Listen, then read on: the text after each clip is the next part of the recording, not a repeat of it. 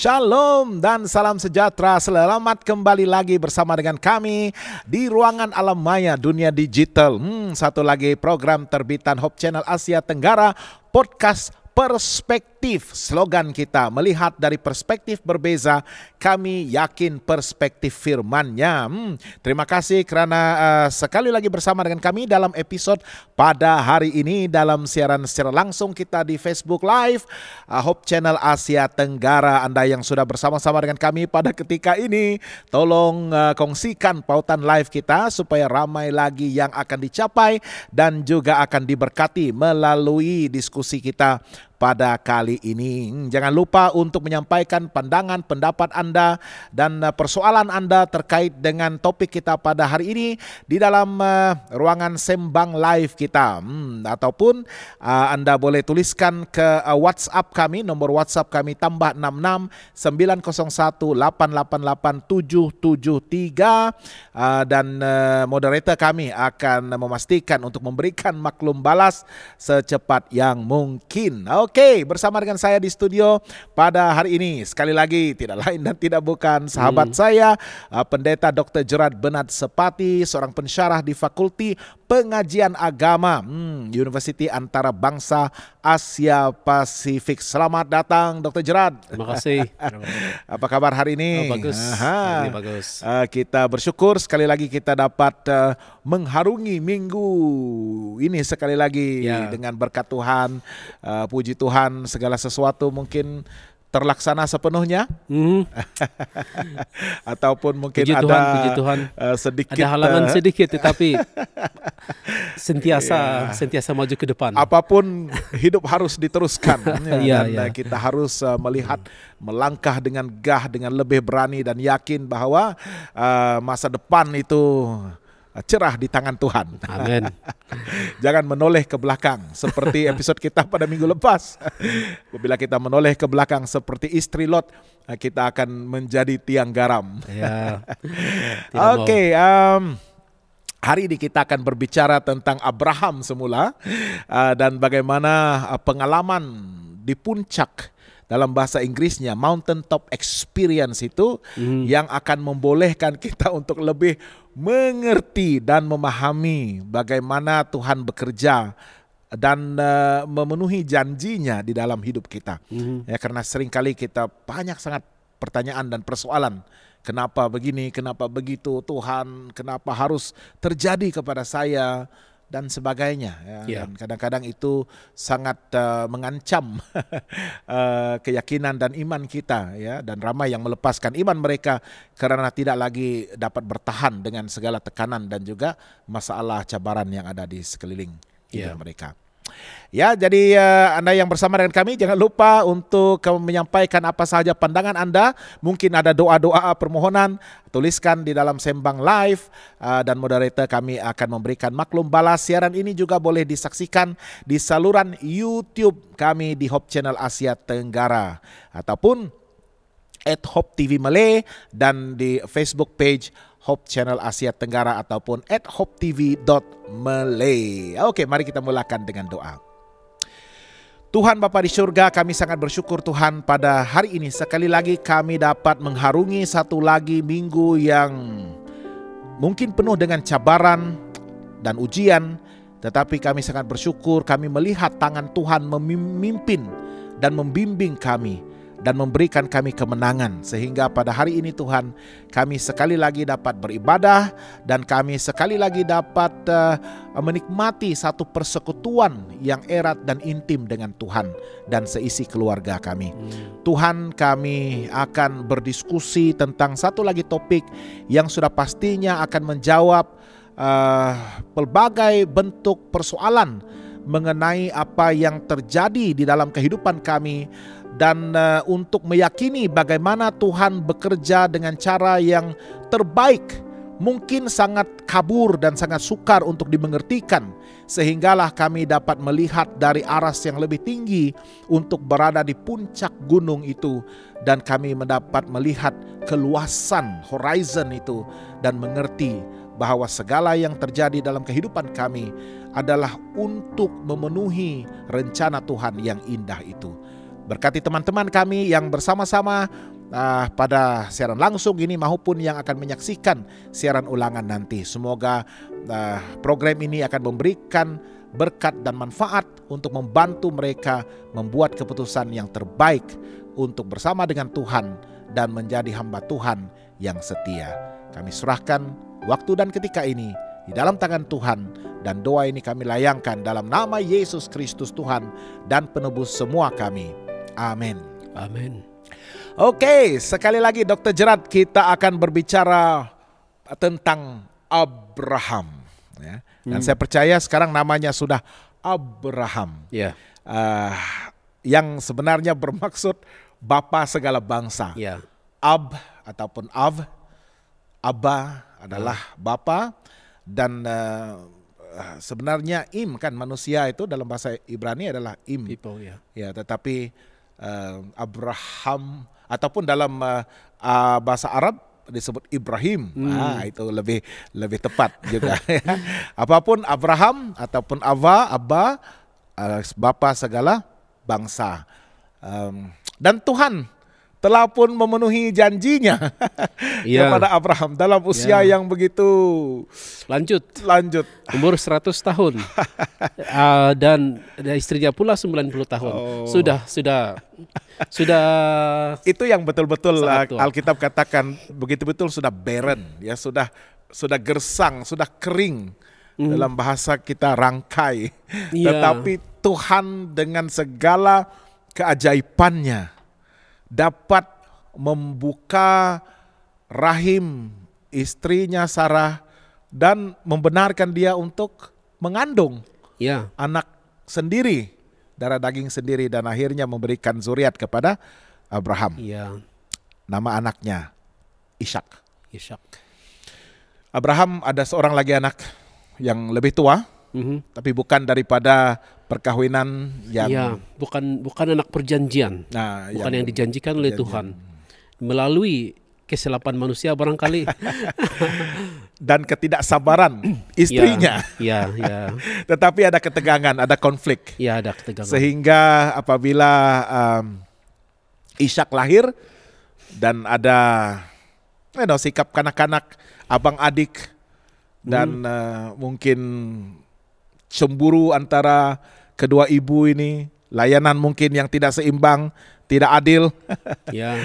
Sehingga ketegangan itu memuncak, dan Sarah yang initiate rencana itu harus menghalau pula Hagar ataupun Siti Hajar ini untuk keluar dari kerabat ataupun keluarga mereka. Dia mempunyai authority sebab secara budayanya dia adalah ma'am ataupun madam of the house, dan dia mempunyai authority untuk itu. Walaupun itu sesuatu yang sukar bagi kita untuk fahami pada hari ini, tetapi dia boleh melakukannya. Tapi Tuhan tidak meninggalkan juga Pastor. Dia tetap juga memelihara anak itu. Sebab itu daripada dan kita harus akui itu, bagaimana Siti Hajar ataupun Hagar ini dan anaknya Ishmael itu diberkati Tuhan dengan berkat yang mungkin berbeza, tetapi Tuhan menganggap mereka sebagai generasi. Yang menariknya juga Ishmael mempunyai 12 anak juga daripada Yakub. Anyway, sebenarnya apabila Sarah meminta supaya Hajar ataupun Siti Hagar ini memberikan zuriat kepadanya, dari segi konteks budaya pada waktu itu, dia seharusnya menganggap Ishmael itu anaknya sendiri. So Hagar ini cuma pengantara untuk mendapatkan zuriat tersebut. Tetapi apabila dia sudah mendapatkan anak sendiri, anak kandungnya, dia sudah tidak memberikan, tidak menghormati lagi rencana ataupun perjanjian itu dengan Abraham dan juga dengan Hagar, sehingga mereka harus diusir. Tetapi apapun itu bukan dalam rencana Tuhan.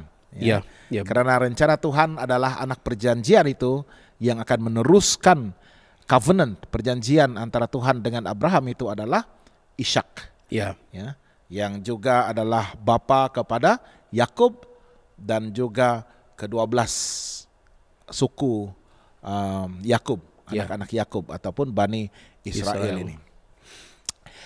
Tetapi sebelum sampai ke sana, nampaknya dugaan Tuhan itu begitu konsisten juga ya untuk Abraham. Mungkin cara Tuhan untuk memastikan mungkin rencananya tepat, pilihannya itu tepat, sehingga dalam Kejadian pasal yang ke-22 ini, Dr. Gerard, ayat yang pertama, setelah semuanya itu, maksudnya setelah semuanya sudah selesai, anak sudah diberikan, hidup sudah ceria, sudah bahagia, dapat menimang cahaya mata dan merancang untuk segala harta pusaka itu diberikan kepada Ishak, dan juga bagaimana Ishak itu akan menjadi patriark ya kepada generasi seterusnya. Setelah semuanya itu, firman Tuhan mengatakan Allah mencoba Abraham. Dia berfirman kepadanya, Abraham, lalu sahutnya, ya Tuhan. Firman-Nya, ambillah anakmu yang tunggal itu yang engkau kasihi, yakni Ishak, pergilah ke tanah Moria dan persembahkanlah dia di sana sebagai korban bakaran pada salah satu gunung yang akan kukatakan kepadamu. Bagaimana runtuhnya hati Abraham, karena Abraham dia tahu tuntutan Tuhan itu. Ya. Dia tahu apa maksud korban bakaran itu. Persoalannya kenapa? Dalam konteks korban bakaran, apa sebenarnya yang Tuhan minta? Waktu ini saya pikir kita sukar menyelami pikiran Tuhan juga nih di sini. Sebab Tuhan meminta Abraham untuk memberikan kembali, memulangkan kembali kepada dia apa yang dia sudah berikan kepada Abraham. Dan dengan persembahan korban itu kita mengetahui bahwa itu melibatkan pencurahan darah, kematian dan sebagainya. Abraham memahami ini semua. Dia melakukan itu setiap hari. Iya. Dan disinilah saya pikir ada banyak yang akan bermain di pikiran Abraham, sebab Tuhan tidak menghendaki persembahan korban manusia ataupun korban, terutama korban anak. Itu merupakan salah satu sebab kenapa Tuhan memusnahkan bangsa-bangsa di Kanaan dahulu, sebab mereka mempersembahkan anak. Dan ini semua adalah faktor-faktor yang mungkin akan membuatkan Abraham, oh ini bukan perintah daripada Tuhan ini, sebab itu yang dia minta. Iya, itu Tapi yang Tuhan, dilihatnya di bangsa-bangsa lain itu, dan itu adalah sesuatu yang begitu murka kepada Tuhan. Iya. Dan Tuhan sangat spesifik. Pada waktu ini dia sudah ada 2 orang anak. Tapi Tuhan sangat spesifik. Dia menyebut nama itu.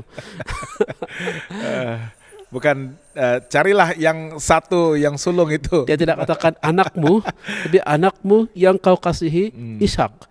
Dia punya deskripsi pasar. Dia sangat-sangat narrow dan tidak boleh silap, tidak boleh salah di sini. Saya tertarik tadi ya, kalau itu menjadi kebiasaan bangsa-bangsa lain, bangsa kafir yang ada di sekeliling itu, untuk mempersembahkan anak sebagai korban untuk appease dewa-dewa, Tuhan-Tuhan pada waktu itu.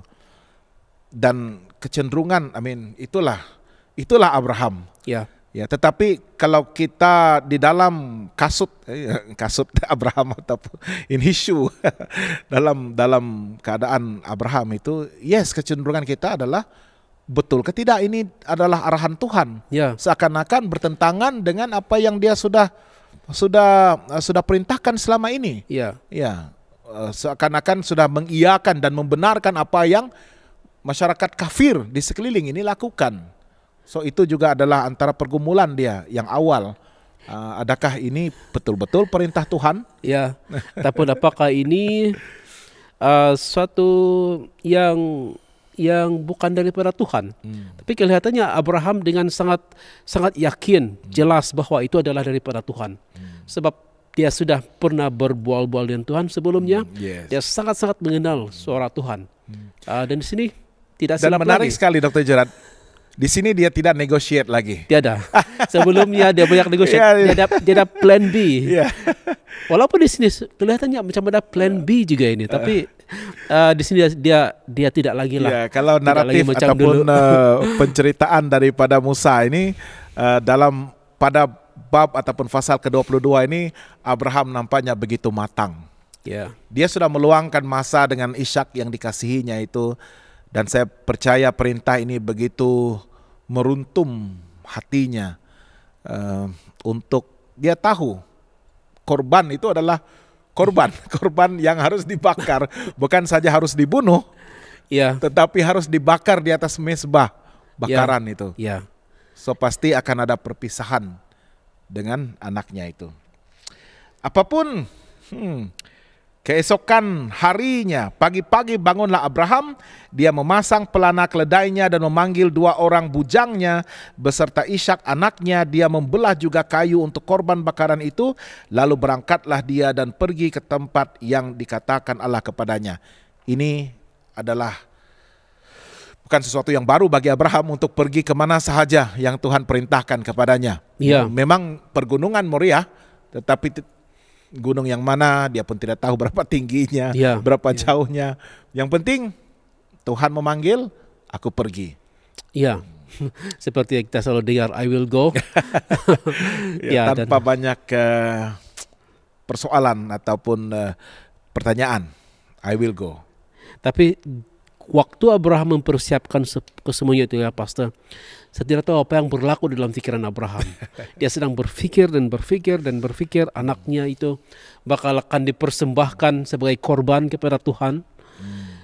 Apakah dia masih lagi boleh buat plan B waktu ini?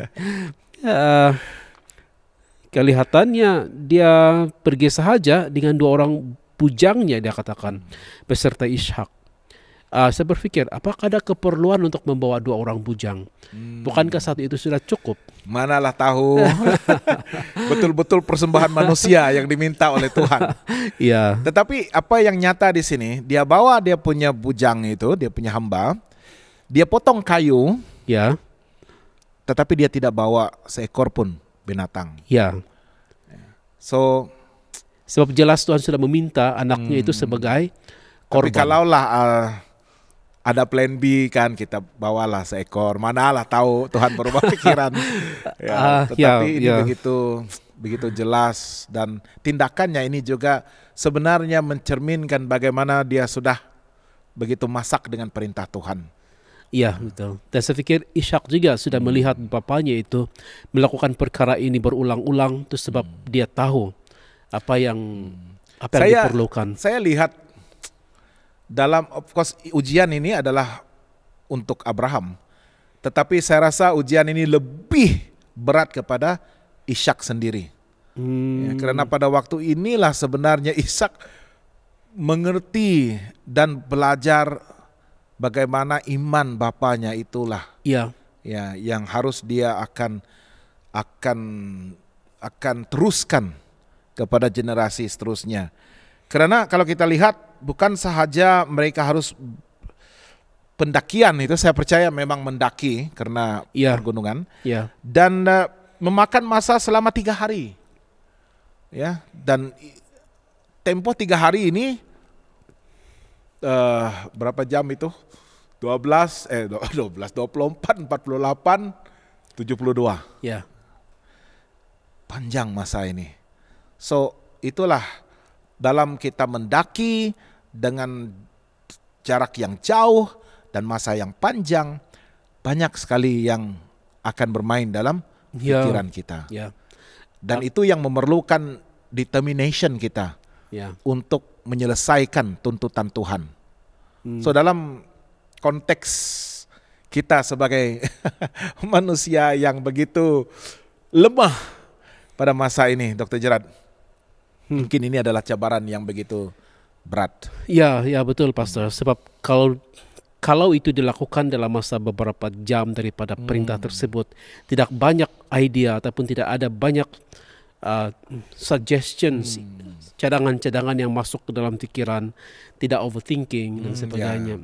Ini 3 hari.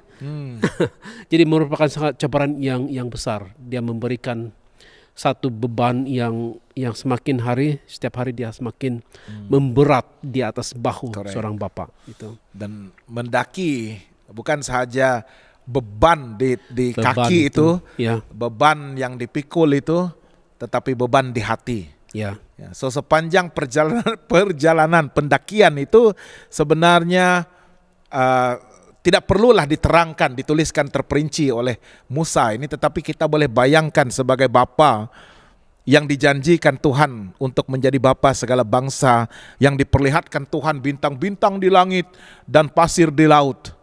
Tetapi pada waktu itu seakan-akan Tuhan sudah mengubah pikirannya dan akan menggagalkan ataupun mengalihkan janji itu daripadanya.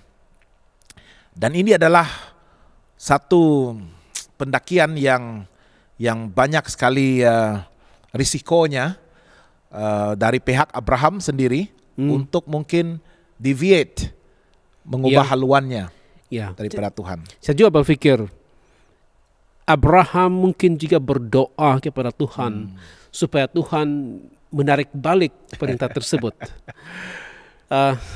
Sebab Tuhan sudah menolongnya sebelum ini. Cerita sebelum ini, sejurus sebelum ini, itu adalah bagaimana Tuhan menolong dia apabila dia menghadapi krisis di ataupun bahaya dari segi perjanjian tersebut, ketika dia berada dengan seorang Filistin, Abimelek. Di sana dia kelihatannya agak lemah, tapi Tuhan membantu dia. Apakah di sini Tuhan tidak membantu dia lagi? Dia meminta pula. Semuanya ini sudah dilalui, satu korban yang sangat-sangat berharga perlu diberikan kepada Tuhan. Saya pun tidak tahu, Pastor. Kalau begitu kan saya pun berpikir, Tuhan tolonglah ubah. Ya, tetapi apa yang nyata adalah konteksnya Tuhan menguji, Tuhan mencoba. Yes. Ayat itu sudah katakan Tuhan mencoba, dan saya mau melihat dari sisi kemanusiaan Abraham ini dan nalurinya sebagai seorang bapa. Karena kalau ujian itu datang dengan kekuatan sepanjang perjalanan itu, mungkin juga ya di sisi lain Abraham seakan-akan ya so what? Ini pilihan permintaan Tuhan, tuntutan Tuhan, let's go. Ya. Tetapi di sisi lain sebagai bapa, saya coba relate bagaimana permintaan itu merupakan satu permintaan yang begitu memusnahkan harapannya. Dan saya ingin membuat perbandingan antara kehidupan kita pada masa ini, ya, di mana seperti yang saya sebutkan tadi, pengalaman untuk mendaki, pengalaman dalam perjuangan hidup kita, mengharungi segala bentuk tekanan, ujian, tentangan itu memang berat. Dan persoalan kita satu persatu adalah bertanya kepada Tuhan, kenapa harus terjadi kepada saya? Dan ini adalah antara cabaran pendakian Abraham dan juga kita. Ya. Dan apabila sudah sampai di tahap apa kita sebut Laban Rata, apa itu di Gunung Kinabalu itu. Iya. Supaya the next stage is yang sudah ke puncak dia kan. Ya. Ya, kalau sudah di sana, kata Abraham kepada kedua bujangnya itu, dan inilah saya seperti yang Dr. Gerard tanya tadi, apa fungsi kedua bujangnya itu? Ya. Karena akhirnya ditinggalkan juga. Ya. Tinggallah kamu di sini dengan keledai ini, aku beserta anak ini akan pergi ke sana, kami akan sembahyang, sesudah itu kami kembali kepadamu. So, dia tinggalkan mereka di Laban Rata di bawah itu, dan dia meneruskan perjalanan itu sekarang, perjalanan itu sekarang dengan anaknya Ishak. Ini saya ingin baca ini, Dr. Gerard, nanti ulaskan berapa sayunya, sedihnya saya membaca ini. Ya.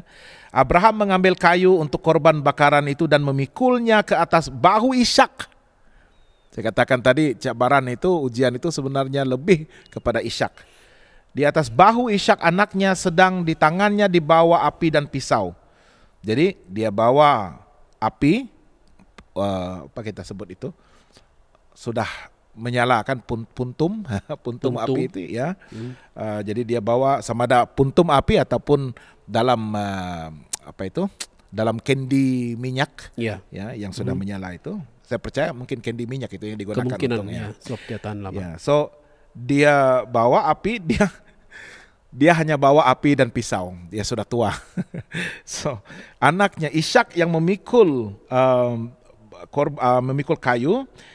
Demikian keduanya berjalan bersama-sama. Lalu berkatalah Ishak kepada Abraham ayahnya. Bagaimana respons bapa? Bapa, sahut Abraham, ya anakku. Bertanyalah ia, di sini sudah ada api dan kayu, tetapi di manakah anak domba untuk korban bakaran itu? Dr. Gerard, gambarkan situasi ini. Mereka berjalan bersama-sama. Ishak mendiamkan diri kelihatannya dalam sepanjang perjalanan dari rumah sampai ke kaki bukit ataupun kaki gunung itu. Dan ketika mereka mendaki, barulah Ishak bersuara. Saya tidak boleh membayangkan bagaimana Ishak mempunyai penuh dengan persoalan. Apakah mungkin Bapa ini akan mendapatkan domba di sana. Tapi bila tiba di tempatnya itu tidak ada juga, dan sudah mau naik ke atas dan mau mempersembahkan korban itu sudah, masih juga belum ada. Ishak pun heran kenapa belum ada domba yang perlu dikorbankan. Nah, saya berpikir apakah Abraham tidak memberitahu Ishak pada sebelumnya? Mungkin tidak. Sebab Ishak baru bertanya di sini. Dan dia adalah seorang yang sudah kuat, mempunyai kekuatan untuk mengangkat kayu api tersebut. Kalaulah dia mau lari pun dia boleh juga, sebab Abraham kalau dilihat dalam ayat seterusnya dia memberitahu simply Tuhan Allah akan menyediakan. Bagaimanapun bila tiba di tempat itu, kita lihat bagaimana Abraham mengulurkan tangannya mau menyembelih anaknya. Kalau Ishak itu seorang yang seperti generasi pada hari ini, dia sudah melakukan sesuatu yang tidak baik kepada bapaknya lah. Ya, adakah bapaknya bertindak dalam kewarasannya? Adakah dia sudah hilang akalnya? Ataupun bapak saya sudah gila? Ya, sudah tua begitu. Ya, sudah gila, nyanyuk. Sudah 100 barangkali pada waktu itu. Ishak sudah berumur sekitar awal ataupun pertengahan belasan tahun di sana. Dan kemungkinan pertengahan belasan tahun ini. Abraham sudah 100. Mungkin sudah 110, 115 begitu. So dia mempunyai kekuatan seorang muda yang lebih fit, lebih mempunyai kekuatan untuk melarikan diri ataupun untuk menjatuhkan bapaknya, untuk menolak bapaknya. Ini kita buat imajinasi gambaran kebapaan kita. Iya. Dan di kedua-dua mereka ada pilihan pada waktu ini. Iya. Abraham pilihannya untuk just turn back. Ya. Tuhan, what is this? Turn back, buang pisau, balik. Ya. Ishak pilihannya mempersoalkan think in his right sense dan just tendang ataupun ada kekasaran dan lari. Lari. So dua-dua ini sebenarnya ada dicoba pada waktu itu. Bukan Abraham saja dicoba. Dan Dr. Gerard mungkin boleh jelaskan mezbah ini, ya. Dia harus ada mezbah. Dia harus ada mezbah, kemudian di atas mezbah itu disusun kayu api, dan barulah diletakkan Ishak. Dan Alkitab mengatakan Abraham mengikat tangan Ishak. Ya. Tetapi untuk mendirikan mezbah itu bukan mezbah yang alang-alang itu kan. Bukan mezbah yang hanya 1-2 batu, tapi Ya, ada beberapa batu yang harus disusun, dan batu itu besar-besar. dikumpulkan bersama. Ah. Ya, dia tidak semestinya satu susunan yang sangat sangat Yang sering kita lihat dalam kemas. lukisan. Ya, dia yang bukan kemas. tidak semestinya kemas, tetapi dia adalah satu tumpukan yang harus terangkat ataupun elevated ataupun di atas Dan tanah. mesti batu yang besar, karena kalau batu yang kecil, apabila beban diletakkan dia akan Iya. dia akan runtuh. Ya, So Ishak bukan sahaja memikul kayu itu, dan Abraham kalau batu itu sudah besar pasu bunga, berat itu. So Iya. saya percaya Ishak memainkan peranan untuk mempersiapkan segala-galanya atas arahan bapaknya. ya, saya pikir Ishak Mengangkat dan membina batu itu melakukan satu itu. persatu, mungkin berbelas batu itu sehingga elevated, meletakkan kayu, naik ke atas batu itu bukan dapat diangkat ataupun diletakkan oleh Abraham seperti dia mengangkat domba ataupun kambing kecil. ya, Ishak mungkin yang naik sendiri itu. ya, dia sudah besar, Abraham sudah tua. Macam mana mengangkat? Ya. berat mungkin lebih kurang ataupun lebih berat daripada Abraham. Oh, berat. Sebab muda teenager itu, cepat naik. Yang sangat luar biasa bagi saya pastor di sana adalah bagaimana the core faith ataupun core iman Abraham itu telah diterima oleh Ishak. Ya. Sebab kedua-duanya melakukan peranan masing-masing dan mereka melakukan itu sangat-sangat contrasting, sangat-sangat bercanggah dengan tindakan sebagai seorang manusia. Correct. Kalau bukan karena mereka mempunyai iman yang sama, mempunyai core misi itu, yang nilai yang begitu asas itu. Ya, Ya. kedua-duanya mempunyai itu sebab saya pikir Ishak dia langsung melakukannya walaupun Abraham katakan akan disediakan anakku, tiba di tempatnya, lihat sekeliling, Dia sudah tahu. Tidak ada pertanyaan lain. Dr. Gerard. Iya. Mungkin silent narration, tapi saya percaya pada waktu itu kalau dalam keadaan itu tidak perlu bercakap. Yes, Ya, karena hati pun mungkin sudah ada diselubungi kesedihan, perpisahan, tetapi atas the core faith itu, dasar iman yang sudah dimiliki oleh kedua-duanya, sehingga Ishak melakukan bahagiannya dan Abraham mempersiapkan untuk melakukan bahagiannya. Saya percaya pada waktu itu luar biasa saya lihat bagaimana didikan Abraham kepada Ishak dan menjelaskan kepada Ishak mengenai perjanjian yang Tuhan berikan kepada dia, dan Ishak telah menerima itu sebagai dia punya, bukan lagi bapa dia punya, tetapi dia punya iman terhadap perjanjian ataupun the covenant itu dilangsungkan kepada dia juga. Bukan mudah untuk mendidik seorang remaja. Kalau saya ada 3 orang remaja di rumah itu sangat mencabar juga ya.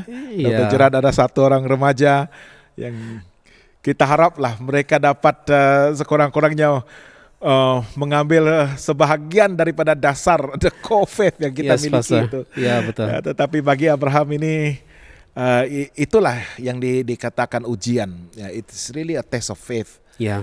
Dan akhirnya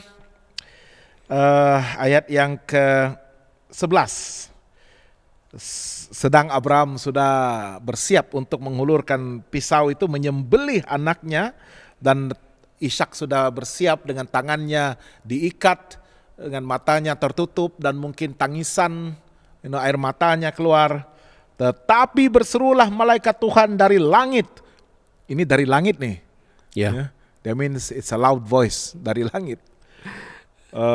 Abraham, sahutnya, ya Tuhan. Lalu dia berfirman, jangan bunuh anak itu dan jangan kau apa-apakan dia, sebab telah ku ketahui sekarang bahwa engkau takut akan Allah dan engkau tidak segan-segan untuk menyerahkan anakmu yang tunggal kepadaku. Jadi ini affirmation, ya. Ya. Hampir membunuh, menyembelih, tetapi suara dari langit katakan, barulah aku tahu engkau benar-benar adalah beriman, bertakwa, dan takut akan Tuhan. Mengorbankan anakmu pun bukanlah sesuatu yang boleh memisahkan engkau daripada imanmu kepada Tuhan. Dr. Gerard. Sangat menarik. Saya pikir iman Abraham itu consist of inilah dia dalam pikiran dia. Kita ada a peak satu ya peak of dia punya apa yang bermain dalam pikiran dia bila kita membaca Ibrani 11. Yeah. Di sana dikatakan bahwa Abraham dengan iman dia mempersembahkan Ishak anaknya sebab dia tahu bahwa Tuhan yang boleh memberikan kehidupan itu boleh memberikan ataupun membangkitkan yang sudah mati walaupun tidak disebut Ishak itu, tetapi kita mengetahui bahwa iman itu merangkumi bahwa Tuhan ini mempunyai kuasa untuk membangkitkan yang sudah mati. Jadi apabila dia melakukan apa yang Tuhan katakan di sana, Abraham mempunyai iman kepada Tuhan sepenuhnya, di mana Tuhan ini boleh membangkitkan Ishak kalau dia mau. Sebab dia sudah memberikan apa yang sudah mustahil. Dalam keadaan mati, dia boleh mempunyai seorang anak. Dia boleh revive ataupun memberikan anak, kehidupan di sana. Apakah dia tidak boleh memberikan hidup kepada Ishak? Seakan-akan itu yang berlaku bermain-main dalam fikiran Abraham, boleh dilihat di dalam Ibrani 11 itu. Dan menarik, Tuhan mengatakan telah ku ketahui sekarang, bukan mengatakan bahwa Tuhan tidak tahu bahwa Abraham itu mempunyai iman kepada Tuhan, tetapi di sini ia lebih kepada apabila Allah mengatakan ku ketahui sekarang dan engkau tidak segan-segan untuk menyerahkan anakmu yang tunggal kepadaku, tidak mengatakan bahwa Tuhan tidak mengetahui mengenai iman Abraham itu, tetapi disinilah yang kita bilang the mountaintop experience di sana. Sebab selain daripada Abraham itu sendiri melihat itu, Tuhan, ucapan Tuhan itu kepada Abraham itu merupakan sebahagian daripada apa yang kita panggil dalam apa yang sudah disebut awal tadi, mountaintop experience. Dan covenant ini, Abraham tahu bahwa it is God's, ya, itu adalah perjanjian yang Tuhan akan laksanakan dalam apapun caranya, cara Tuhan. Being part of that covenant is a privilege, sudah satu penghormatan baginya. So bagi Abraham ini, apapun Tuhan yang memiliki hak mutlak, hak mutlak ke atas perjanjian ini. So God in many ways, dia tahu Tuhan akan dapat masih lagi melaksanakan, ya, sesuai dengan covenant itu. Dan of course Tuhan, seperti yang saya sebutkan tadi, affirmation, pengesahan, pengistiharan kepada iman Abraham ini, sehingga dikatakan sekarang bukan maksudnya selama ini iman Abraham itu kurang, mungkin juga, tetapi semasa pendakian itu seperti yang kita sebutkan tadi, pergumulan yang hebat. Tetapi apabila sudah sampai di sana dengan pengistiharan itu, kita dapat melihat bagaimana kemenangan Abraham. Dan saya percaya pada waktu itu apabila melihat seekor kambing ataupun domba itu disediakan Tuhan untuk menggantikan Ishak, dengan kebahagiaan, rejoice, tangisan, kegembiraan itu merangkul satu sama lain, pujian kepada Tuhan, syukur, dan apa yang menarik sekali lagi, Tuhan memberikan berkat, a statement of promise. Ya. Ya, dan itu adalah ulangan berkat yang telah pun diberikan berkali-kali. Aku akan memberkati engkau berlimpah-limpah dan membuat keturunanmu sangat banyak seperti bintang di langit dan seperti pasir di tepi laut, dan keturunanmu itu akan menduduki kota-kota musuhnya. Dan oleh keturunanmu lah semua bangsa di bumi akan mendapat berkat karena engkau mendengarkan firmanku. So, sekali lagi diulang kenyataan berkat itu kepada Abraham. Dan waktu itu barulah Tuhan barulah katakan sekarang barulah ya. Tetapi bagi Abraham dan Ishak sekarang barulah. Yeah. So it's also a two kind of experience, Yeah. two way ya. Bagi Tuhan sekarang barulah aku ketahui. Ya, tapi tidak dituliskan di pihak Abraham dan Ishak. Sekarang barulah kami mengerti. Ya, Ya. barulah. Barulah. Dan apabila melihat sepanjang pendakian itu, saya rasa segala persoalan mereka dijawab di puncak itu, the mountaintop experience. Ya, dan mereka melihat di sana juga bagaimana Tuhan sangat setia kepada janjinya dengan covenant-nya untuk menyelesaikan sampai tuntas. Walaupun pada waktu itu masih lagi jauh di hadapan, walaupun dia cuma ada seorang anak pada waktu itu, tapi saya pikir mereka melihat dalam mountaintop experience itu. Apabila mereka berada di atas, mereka boleh melihat lebih luas apa yang dilihat oleh Tuhan sepenuhnya. Dan di atas Moriah itu juga, apabila Tuhan mengucapkan janji itu, mereka juga melihat horizon itu. Ya, Dan segala sesuatu yang akan mereka miliki sebagai bangsa yang terpilih, bangsa yang akan menjadi berkat kepada bangsa-bangsa lain juga. ya. So bagi kita mungkin ada yang masih belum mendaki, ada yang mungkin sudah sampai ke tingkat yang pertama, tingkat yang kedua, ataupun ada yang sudah sekarang ini mungkin menginap ataupun berkemah di, betul kayak itu Laban Rata itu.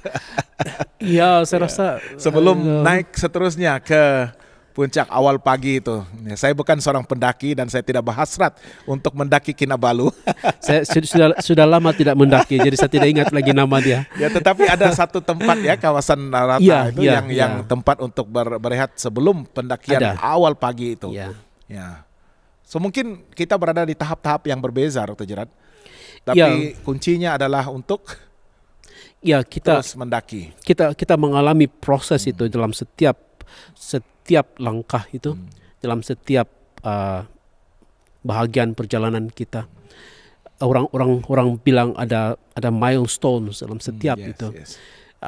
Bila sampai itu dalam setiap milestones itu juga kadang-kadang kita mengalami secara metaforicalnya mountaintop experience pada waktu itu. Sebab kalau kita lihat mountains kan dia bukan langsung rata seperti itu saja. Dia ada seperti ini. Ya. Begini. Jadi ada tempat untuk singgah, setiap tempat itu dan contemplate, adalah berpikir, merenung. Ya, adalah mountaintop experience sebab mereka boleh melihat semakin tinggi semakin luas pengalamannya di sana. Dan of course the true affirmation, pengistiharan itu apabila kita sudah mencapai tahap di mana kematangan kita dalam iman itu dan kita lebih mengerti rencana Tuhan. Dan saya rasa kalau kita sudah di mountaintop itu itulah saya rasa kita tidak akan lagi bersikap yang sama seperti pada tahap-tahap yang di bawah itu. Karena setiap tahap itu dia mengajar kita tentang kehidupan dan bagaimana kita belajar dan bertumbuh. Tetapi mountaintop itu dia sudah satu tahap kemenangan di mana di sanalah saya rasa the ceiling pemeteraian itu dan saya percaya tidak akan lagi goyah iman kita semudah itu. Kecuali kalau tapi saya percaya bagi Abraham itulah kemuncak kepada perjalanan hidupnya sebagai seorang hamba dan sahabat Tuhan sendiri. Iya, betul. Betul. Oke, jadi dimanapun Anda berada, dimanapun saya berada, saya belum lagi mendaki, tapi dalam konteks perjuangan hidup ini, yes, banyak sudah pengalaman-pengalaman kita, dan satu yang saya tunggu-tunggu ini, di manakah puncak saya, di manakah mountain top experience saya. Teruskan mendaki, jangan berputus asa, percaya kepada pimpinan Tuhan, Tuhan akan menyediakan. Iya. Di atas itu kita sering gunakan Allah penyedia ataupun Jehovah Jireh, ya. Iya. Yahweh Jireh, God see, ya. God sees. Ya. Kan walaupun bukanlah directly translated menyediakan, tetapi di sanalah Tuhan melihat, Tuhan mengetahui keperluan kita dan menyediakan. Jehovah Jireh. Oke, terima kasih Dr. Gerard, terima kasih Anda semua yang bersama-sama dengan kami sekali lagi dalam episode kali ini. Jangan lupa untuk bersama kami sekali lagi pada episode yang akan datang untuk meneroka lebih jauh lagi perjalanan hidup kita dan apa sahaja mungkin isu-isu yang sedang mendepat apa itu? Mendepani kita. Terima kasih Dr. Gerard. Tersimpul pula lidah saya, ya. Mendepani kita, ya. Tetapi dengan iman dan percaya dan ibadah kita percaya dan yakin Tuhan ada bersama-sama dengan kita. Tuhan memberkati. Tetapi sebelum kita berpisah, Dr. Gerard akan melayangkan doa. Mari kita berdoa. Tuhan di surga, terima kasih Tuhan sekali lagi atas masa yang sudah kami luangkan melihat kepada pengalaman Abraham ketika dia dengan penuh debaran dalam satu perjalanan ujian mempersembahkan anaknya. Namun kami juga belajar bagaimana dalam perjalanan itu iman yang sentiasa memegang dan bergantung kepada janji Tuhan. Terima kasih juga ya Tuhan sebab mengajar kami pada kali ini bahwa kami melalui perjalanan hidup kami sehinggalah kami boleh melihat dengan baik rencana Tuhan dalam hidup kami ini. Kami bersyukur sebab diberikan peluang untuk menyembah Tuhan dan kami dapat diberikan kekuatan untuk melalui hari-hari yang sukar di hadapan kami. Terima kasih sebab Engkau sudah memberkati setiap pendengar, setiap kami ketika kami mengalami masa yang sukar dan juga masa yang mendebarkan seperti Abraham itu. Kiranya Tuhan memberikan kami kekuatan iman sama seperti Abraham. Terima kasih sebab Engkau mendengar doa ini. Kami boleh mempersembahkan ini sebab Engkau adalah Tuhan dan Bapa yang baik. Dalam nama Yesus. Amin. Baiklah, sekali lagi terima kasih bagi Anda semua. Jangan lupa untuk terus menghubungi kami sekiranya ada pandangan ataupun persoalan lanjut. Hubungi kami melalui nomor WhatsApp kami tambah 66901888773. Teruskan untuk mengikuti Facebook page kami di Hope Channel Asia Tenggara dan juga saluran YouTube Hope Channel Asia Tenggara. Anda juga boleh melayari laman sesawang kami di hopetv.asia. Sehingga kita bertemu lagi pada minggu hadapan. Tuhan memberkati.